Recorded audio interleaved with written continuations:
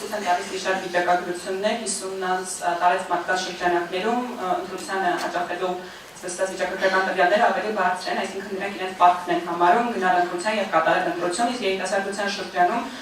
ավելի սակավ թվեր ենք տեսնում ու կարելի ասել, որ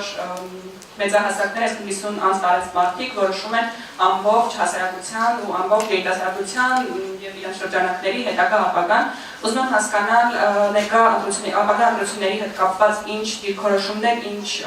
միջոցառումներ են կազմակերպելու այդ ուղղությամբ, որպեսզի երիտասարդությունը, ինչպես դուք նշեցիք, այդ ապատիայի մթնոլորտից դուրս գա եւ կարողանա ավելի վստահությամբ գնալ եւ կատարել ընտրությունը, քանի որ թեկուզ ներկա իշխանությունների բոլոր քաղաքականությունները ուղղված են մեծահասակների ներգրավելու քաղաքական ընտրություններում եւ նրանց իրենց շուկի տակ հավաքելու համար ուզում եմ դերասակետը շնորհակալություն։ Շնորհակալ եմ հարցի համար, իրականում շատ կարևոր հարց եք բարձրաձայնում։ Գիտեք, այս խնդիրը միայն մեր երկրում չէ։ Ամենտեղ, ամբողջ աշխարհով, գրեթե ամենտեղ այս խնդիրը կա, որ հիմնական ընտրությունների մասնակցում են մեծահասակ մարդիկ եւ սա բերում է նրան, որ քաղաքական ուժերը, ովքեր մասնակցում են ընտրությունների, նկատի ունենալով սա, փորձում են ավելի շատ բավարարել տարեց մարդկանց պահանջները։ Եվ սա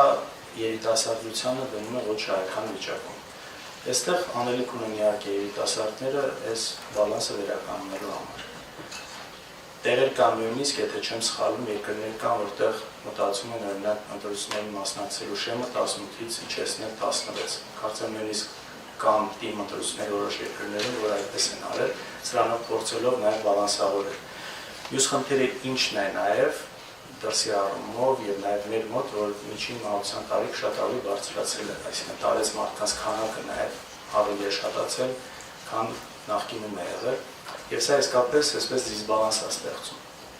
Ինչ է պետք անել։ Պետք է խոսել դուք ձեր հերթին, ձեր ընկերների շրջապատի հետ։ Մենք մեր հերթին փորձենք ճիշտ բացատրել, թե ինչու է կարևոր մասնակցել ընտրություններին։ Առաջին հերթին ձայնը տեղ հասցնելու, ստիպելու, որ նաև քաղաքական ուժերը հաշվի առնեն երիտասարդների խնդիրները, երիտասարդների պահանջները։ Ակտիվությունն է, եթե դու ինքդ չես պայքարում քո իրավունքների համար, պետք չէ հույս ունենալ, որ ուրիշն անելու, առաջին պետք է հույսը դնես քո վրա եւ այստեղ այսպես ընդհանուր հավաքական երիտասարդությունը այսպես պետք է հասկանա, պետք է մասնակցել, պետք է այնուհետև պահանջատեր լինել, որպեսզի իրենց տված խոստումները իրականացնեն։ Ակտիվ մասնակցությունն է, որ կարող է սա